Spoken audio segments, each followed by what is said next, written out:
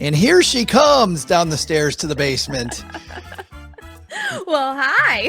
Jessi Fearon is here. It's about time we got you back here. How have you been? How are your holidays? Good. It has been a long time. I'm doing well. How about you, Joe? I'm also doing well, but I heard you survived the Nutcracker, Mom.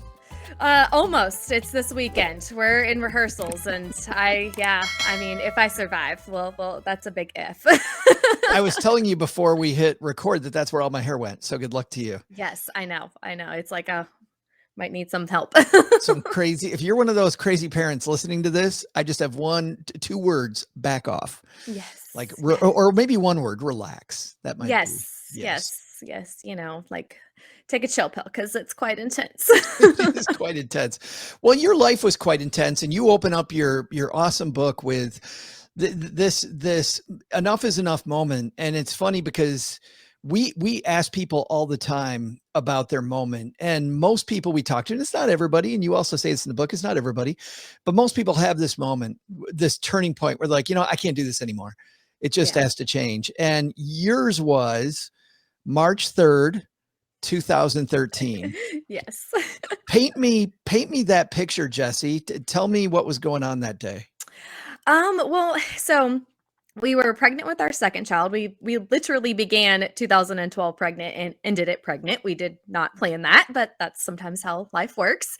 And so I was trying to go through our money and trying to figure out, how we were going to be able to survive buying diapers for two kids under the age of 2 and formula and unbelievably expensive, by the way. Yes. I thought I was buying in those days, and it's been a long time, and now inflation now. Well, even inflation since you did it. Yes. I thought I was buying gold. Yes, absolutely. And I mean, and then some babies just require more diapers than than others, And so I was trying to figure out what it was going to look like from a financial standpoint. And at that point, we had pretty much nothing in savings anymore. There had been a huge emergency that had happened just a couple of months before that fateful March day that had wiped out our savings. So we had pretty much nothing in savings. We were living on a $47,000 a year income, and I was trying to figure out how we were going to just make all of it work. And I very quickly realized it was not going to work. Our debt was eating up so much of my husband's income. And so we were faced with some options of either I'm going back into the corporate world, or we're going to have to make some drastic changes and sacrifices in order to keep me home with the kids. Because if I did go back to work, the majority of my paycheck was going to go towards paying for childcare for two kids under the age of 2. Yeah. You felt this, obviously both you and your husband, Pat, both felt this struggle, but you felt this personal struggle, like knowing that you could, on one hand, go back to work, but knowing that that might be futile, but also you're the person with the accounting degree in the family. Yes, absolutely. Yeah. It was really hard for me to sit there and see these numbers, and I kept trying to make them work. Like, every accountant knows what I mean. Like, you're sitting there, you just plug in the numbers. You're like, they got to work. You got to make it work. And it just was not working. I mean, math doesn't lie. It wasn't going to work. We did not have the resources available to be able to continue the way that we were living and on that one income, especially once our second child would be born. And I honestly felt like a failure. I was like, how did this happen? How is it that I can manage, a business's money, but I can't manage my own personal finances, and what is my husband going to think because I have failed us because I can't seem to get the money to work. You talk about how the recipe for getting good with money is 20% math and 80% behavior. Absolutely. You'd obviously had the big problem before. You talked about you had the emergency, and that required a lot of money. But obviously that's not it. That's not all of it. The behavior also had to do. What behaviors needed to change for you and Pat and for your family? One, we both needed to come together as like a couple and decide like what is the most important thing here, because when with managing money, we weren't actually managing money, we were just sort of living life and like spending money here, spending money there. Oh, we need this, we buy that. Or, oh, I really want this thing, I'm gonna buy that. And then it's like, well, do we save money? Well, sure, we're supposed to save money, so here's $100 to savings, but is that going to be enough? Like, how much should we have in savings? It was like all these things we just didn't know. We had no concept of what a healthy financial life was supposed to really look like. And that was sort of the problem, is that when the medical emergency happened where it wiped out our savings, like we had savings, thankfully, but we had no strategy for that savings account. So we didn't even know if that savings account had originally even been enough money to survive with. And obviously it turned out that it was enough to cover one emergency, but it would never have covered more than that.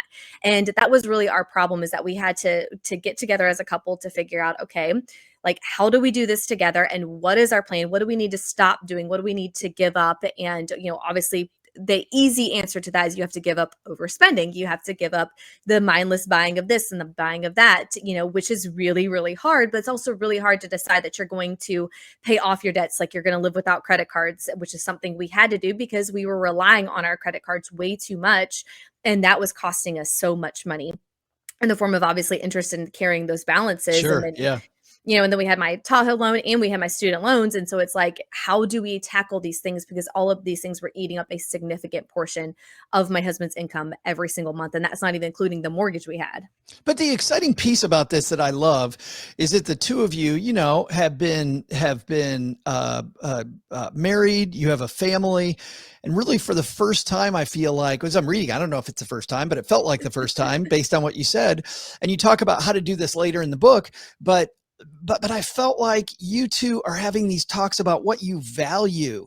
Like, it's not about what you're spending and what you're going to get. You're going to give up crap you don't value now, and you're going to stick to the stuff you do value. I feel like that would have been kind of an exciting time to kind of grab control. Did it feel exciting or did it suck? Both. It was, it kind of sucked because it was really hard, because we were like, me and my husband both we have dominant personalities. And so and we're both control freaks. So that sometimes doesn't work very well. And so it's like really hard because, we are both from divorced households as well. So it sometimes is hard because all we heard growing up was fighting in the terms of like a husband and wife relationship. So we heard a bunch of fighting. And so it's sometimes hard for us, not to go to that space of like the combativeness and like, no, I'm going to get my way. No, you can't control me, that type of thing. We had to work through a lot of those issues as well. So that part really sucked because it was kind of like, okay, well, he wanted this, I wanted that. But through the conversations, we were able to actually find out, okay, what do we value as a family? What is the most important to us that, at the end of our lives, when we're on our deathbed, what is it that we're going to be looking back on and being like, yes, this we did right, whatever that is, what is that going to look like? And from there, we started trying to take those little steps to actually make that happen. And for us, it was definitely, our family and keeping our family unit together. And for us, we didn't want, at the time that I had this revelation back in 2013, my husband was working a job where his shift changed all the time. Sometimes he's working the graveyard shift, sometimes it was normal, but for the most part, it was all over the place. So the burden of getting kids to and from, childcare would have fallen squarely on my shoulders, as well as, cooking dinner, getting kids into bed, all of that. Most of that burden was going to fall the majority of the time on me. And we both did not want me to have to bear that alone. We didn't want me to have to be running around frantic. I live in Metro Atlanta and traffic is just horrible all the time, for whatever reason. And so we knew that I was going to be fighting traffic to get to the childcare center, fighting traffic to get to work, and then fighting traffic again from work to the childcare center, then from there back home, and then having to do all of this over and over again. We both were like, that's not a life that, I wanted. That wasn't a life he wanted. And that wasn't a life we wanted for our kids. And so from there, it was like, okay, how do we change this? Because we are clearly living in a way of, doing things that we don't actually value. So how do we get back to this of what we really, truly value and that we want for our family? Did you disagree a lot? Initially, yes. And we still disagree. And we still have disagreements all the time. We just don't have the blowout, drag out fights that we used to. Sure. Yeah. I mean, I think you get to the point when you have these discussions more often that the blowout fight doesn't make sense anymore. Exactly. It's not productive. Yeah. You know, and there have been times even now where if we start recognizing that we're getting a little too heated, like we're just like, okay, you know what? We're going to shelve this and we'll come back to it later. I think the worst advice we ever got when we were first married was you should never go to bed angry. I think that was actually terrible advice because like I took that as like, no, we have to resolve this now. Now. Exactly. Yes. No matter how heated things got, it was like, no, we have to stick it through and we gotta resolve it now. But sometimes it is better to just say, okay, this is getting a little too much. I'm gonna go to bed. We'll talk about this, tomorrow after work. We'll talk about this then. And that's what we'll do. We'll just be like, okay, this is gonna be a conversation for Right. tomorrow. And You're, that's been very helpful to us. Jesse's like, Jesse's like, we'll talk about this tomorrow. I'm going to bed. You can sleep outside in a tent. I'm like, yes, yes, yes, yes. I'm like, the kids' treehouse that you built, you can go sleep in that. And then we'll see who's right, Mr. Exactly. I know how marriage works. I've been on the other end of that.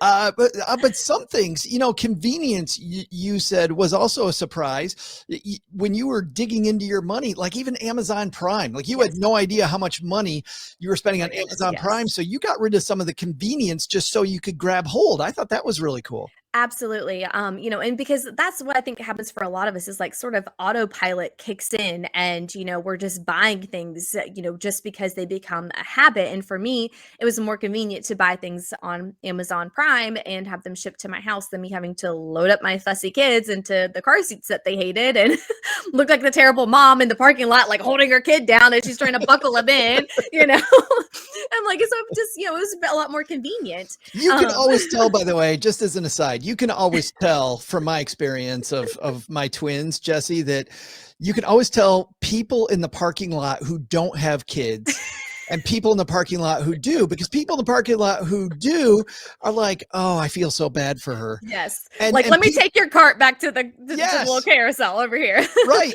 And people who don't are like, she's a horrible mother. Yes. Like she is just, oh my goodness, she's the dragon lady. Oh yeah, there was a couple of incidences that I had with people who were like, "Oh my God." I mean, and my daughter was the worst. Like, "Oh my gosh." I was like physically restraining her with like my arms and my knee trying to like buckle her in and she's like screaming like I'm killing her and I'm like, "Oh my gosh." Here it goes. Here comes Child Protective Services. Exactly. I'm like, I'm going to jail. Yeah.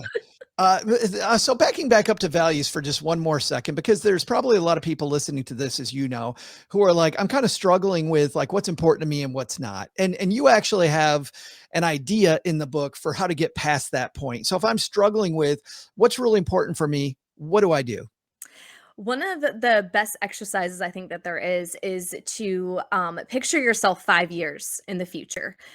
So pick today's date and put it 5 years in the future, and then write down how old you're going to be on this day 5 years in the future. If you're married, how old your spouse is going to be. If you have children, how old your children will be.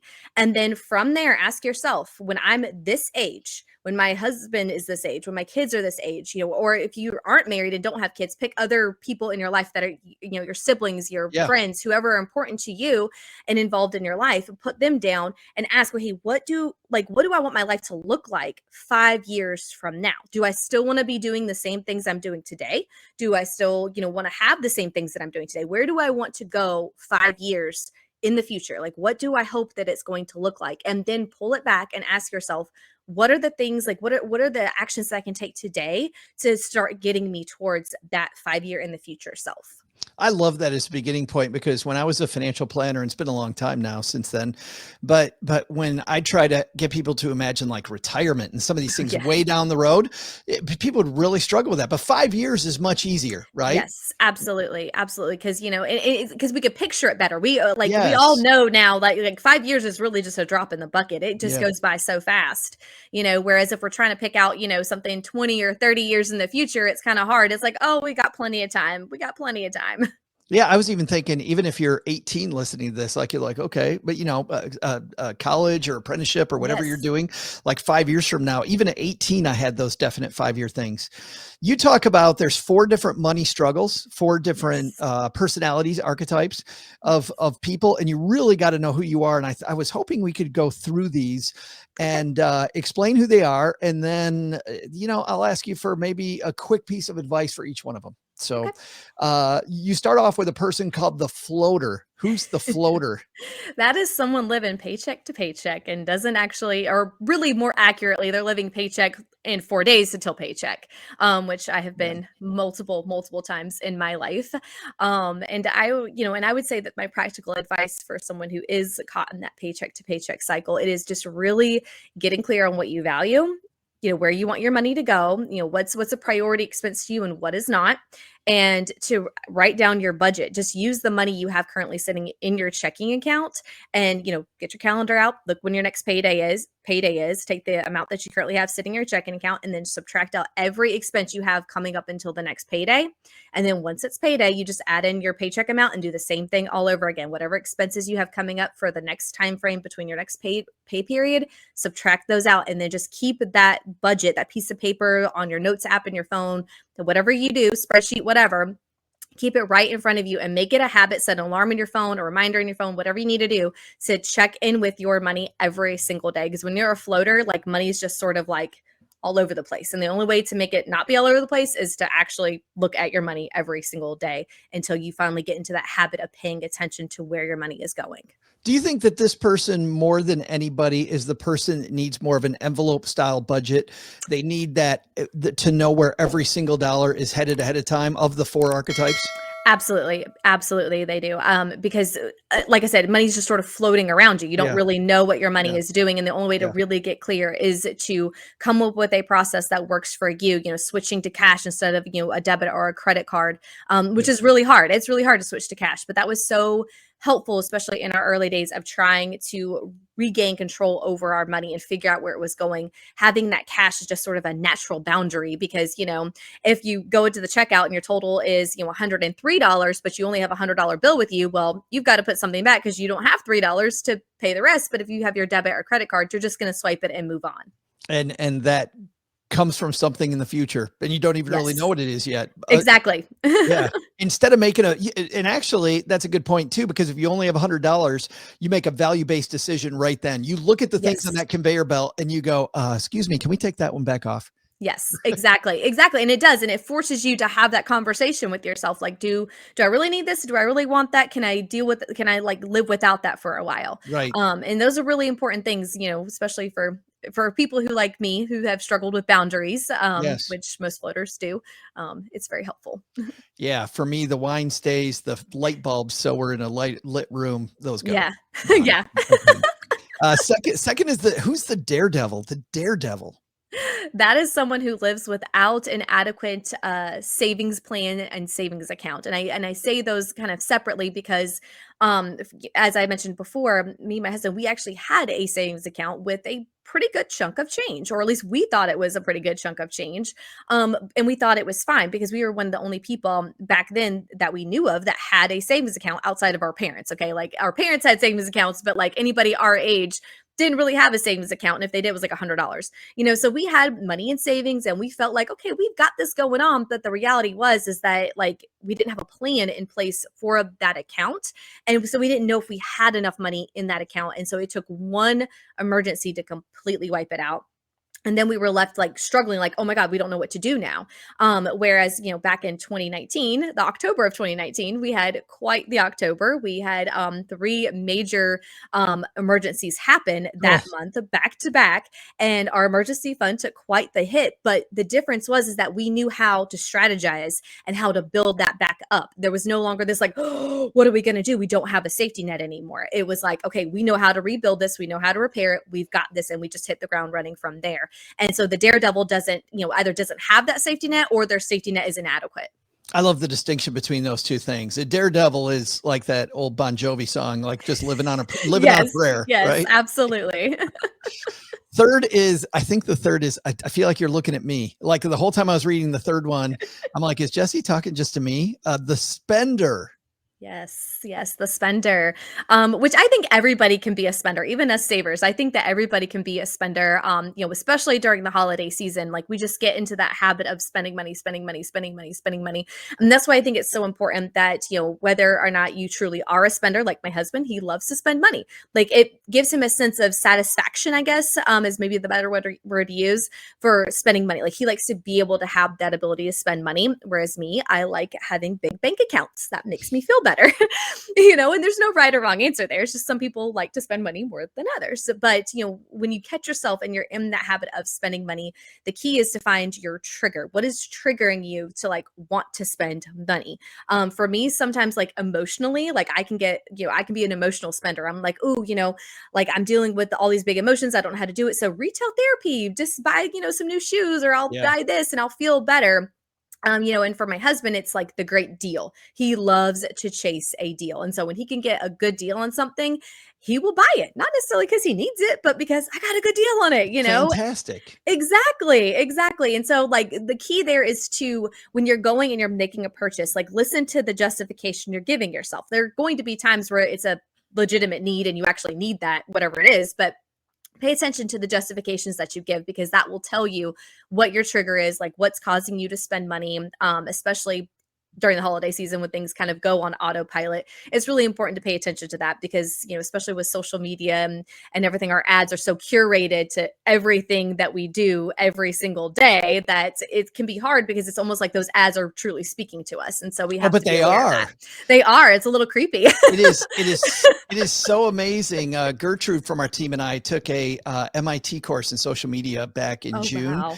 And one of the things our professor did was had us scroll through our Facebook feed and just look at the ads. Oh And gosh. and he asked everybody, and this is scary, Jessi. He asked everybody in our class, he said, how do you like the ads that Facebook serves you? And I scrolled through and I went, I love all this stuff. Yeah. Like I didn't like it. I loved it. It was totally quirky stuff that I probably didn't need, but that just fed my creativity and who I was, and hit me from all these different cool places. Like these companies, we have given them so many permissions that we don't know about on our phones and following us around that man, when you say they're speaking to you, they are speaking to you. Yes, they are. Absolutely. It is well curated ads to us. I mean, because like back when, when I was growing up, like we didn't have control over the ads that we saw. Right. Yeah. They just were whatever was on TV or played on the radio. But now it's like the ads are just like coming at us, and they're just so meticulous about trying to get you to click on that button and buy. And even Instagram now is like offered me like 20% off any of the shops that I follow. So exactly, they're encouraging you to spend and spend and spend. And I'm not demonizing them. I mean, they're running a business too, but it's like, we just have to be aware of those things, because if we're not aware, then we're going to get caught in those ads, and whatever our spending trigger is, whether it's, looking for the deal, or, I'm emotionally not feeling so great right now because I'm looking at my phone at 3:00 in the morning, or whatever it is. We just need to be aware of that so we can protect ourselves. Absolutely. I mean, these stores, to your point, have a plan which shows how much you should too, right? Yeah, absolutely. I mean, if we walk into a store without a plan, we know a Target is set up to get us to go out with more stuff. Like, that ahead of time. These people have meetings and committees and consultants who set up this store to maximize the amount of money coming out of my wallet. Yes. Yeah, go ahead. Well, true story. One of my clients, before I became a stay-at-home mom, I worked for an engineering company down in Atlanta, and one of my clients was actually Target. And so, yes, trust me, they do curate their stores around keeping you in that store as long as possible. I think right after we first met, we talked about that one time. We did. That story totally rings a bell. The last one on our list here is the avoider. Yes, the avoider. And I was really bad at being an avoider for a really long time. That is someone who doesn't plan for their future, mostly in the form of retirement, but it's someone who kind of just thinks like, oh, that 20, 30, 40 years is so far away, I don't need to worry about it, and doesn't actually plan for their future and take the necessary steps to make sure that, their 70-year-old self is able to retire and do what they want to do in retirement. And I always tell people, like, really picture your 70-year-old self and ask yourself, what do you want to be doing at 70? Do Mm. you want to be working? Because some people do. My husband is one of them. He's somebody who, like, unless if something horrible happens to him, he is going to have to work every single day because he just wants to. Like, that Yeah, that's gives him me. purpose. Yeah, that Yeah. gives him purpose. But that's not everybody. Some people want to sit on a beach all day long. Some people want to be baking cookies with their grandkids. Whatever it is, like, you have to understand that when you're saving for retirement, you're saving for that future person. You're not saving for who you are today. You're sacrificing now, so then that way later you can do that thing you really, really want to do when you're 70 years old. I love that. If I don't pay attention to it today, imagine how bad it's going to stink tomorrow. Like, if I want to avoid it today, I'm just hurting that person, which is a great way to think about it. And you also say we can be multiples of these. We're not just one. Well, you even talked about that. You've been different ones of these different times. Absolutely. Absolutely. Yeah. And I mean, sometimes all at one time, we can be all four of them. Your first action when you were getting out of debt was just to go sell some stuff. Yes. Yeah. That was my first action. Yep. Immediately. And this was kind of before the internet was big, but you went and took out a camera and actually you didn't have internet at your house. You went to your mom's house to sell it. Yes. And sold a bunch of stuff. But I think that, do you like that? I mean, is that a great strategy for all of us? Just do something, get some action started, get moving. Yes, absolutely. I think that just even small actions, whatever it is, whether or not selling stuff, just any type of action that you can take very quickly will get that ball rolling. And sometimes that's all you need is that momentum to get you going. And for me, it was ransacking my house and pulling everything out that I didn't need or want and taking pictures of it with my Fuji camera so I could upload pictures and sell it on eBay and Craigslist, because at the time Facebook Marketplace wasn't around. And to do it that way. And we still, to this day, we do that all the time, me and my husband. If there's just something that we're like, we're cleaning out the workshop and there's something that we're like, this isn't holding value for our family anymore, but it still has value, like it's still usable, we'll clean it up, take pictures of it, and sell it for what we can, and apply that to whatever current goal we have going on. I love that at the end of the year, Cheryl and I started doing that, which is going through closets and going, how much of the stuff didn't come out of the closet in the last 12 months? Yeah. And if it didn't come out of the closet, why am I holding on to it? Like, really, just asking why. And too, like, I know for some people, and some people are really frugal minded, so they have a hard time like letting go of stuff. And so I think that if that's you, if you're really struggling to like let go of something because you're like, no, like I paid X, Y, and Z for this, I need to keep this, or I might need this. Like, for us, we set a threshold, a dollar amount. Anything that is less than $300, if we have not used it in a year, it goes. I love that. Yeah. Anything more than $300 where we're like, we may need this. Sure. Then we'll be like, okay, well, we'll just hold on to it a little bit longer because we may end up needing it. But anything less than $300 that hasn't been used in a year, it's gone. That's fantastic. I'll tell you what worked for me too, was thinking about this thing sat in my closet for the last year and somebody could have been using this. Yeah. And if I really need it again in the future, I can go buy it again. Like, that's on the table that I could. I probably won't though, and it's funny. And just thinking about the object and how lonely it was not being used for its purpose, sitting here in my closet, waiting for me to use it when somebody else could have used it. I start thinking about other people, and then I let it go.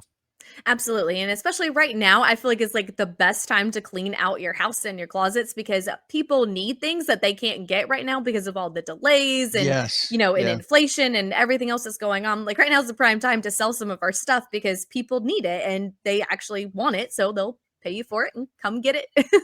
You've got a couple of, I love your quick start budget. I'm not going to get into it, but for people that are afraid of the big whole budget, Jessi has a way to get started that I absolutely love. And once again, a way to spring into action and get things moving. But I want to ask you about this, because I actually laughed at this too. You said your husband's nickname in high school was Fat Pat. Mine could be Jolly Joe with all my, sometimes I have all these chins. Cutting the grocery budget without starving. Like, how do you not starve your husband? And I know you've got like 10 things here, but if you've got just a couple places for people to start on their budget and not going on the beans and rice budget, and you even talk about that you did not do beans. You had beans and rice sometimes, but it wasn't just the starvation diet. How do you cut and what do you do first? Find fillers that you enjoy. So my family is, on my side of the family, we're huge German immigrants. And so cabbage is like a staple in my household growing up. And cabbage is a fantastic filler. You can throw cabbage in with any meal, on tacos, anything, and it provides it stretches the meal out even further. So then that way you can use less meat and other ingredients. Same with carrots. You can use beans or lentils or anything else like that. Vegetables just in general are a really great way to stretch out your meals. You can buy them frozen. You don't have to buy them fresh. In fact, that's what I do because a lot of times it's cheaper just to buy them frozen. And as a mom, it's really nice to just steam them in the microwave and move on with dinner. And it's actually funny you say this because, something congruent here is our mutual friend, and I think you know her, Sandy Smith from Yes, I Am Cheap. Yes. Sandy, when she was talking about how she lost weight, she would do it the same way. It saved her money and it saved her waistline. She actually filled up more of her plate with vegetables. It was cheaper. It was cheaper than the meat. It was healthier than the meat. And so she saved money and I mean, she looked great. Yes. And I mean, that's the thing, because my husband's a huge carnivore. He loves meat. He wants like meat all the time. And so, but it allows you to stretch out that meat. So you're not just having to, consume this huge slab of meat in one setting. And the other thing is to actually make the meat the sidekick versus the main player of your meal. So like one of my favorite dishes to make is actually butternut squash pasta. So it's just butternut squash, spaghetti noodles, browned butter with sage. And then on the side, I make Brussels sprouts with bacon. And so there's bacon there, there's meat there, but it's like the sidekick versus being the main hero. And so those are just some very simple ways to like make your meals look really like nice and appetizing and stretching them out and feeding the really hungry men in your life.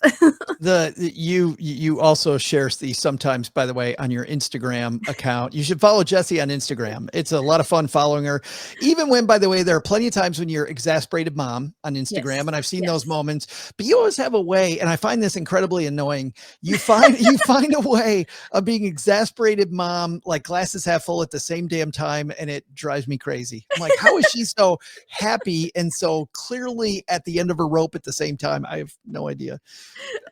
The book is called Getting Good with Money, Pay Off Your Debt and Find a Life of Freedom Without Losing Your Mind. The book is available everywhere, I think. Yes, as of yesterday it is.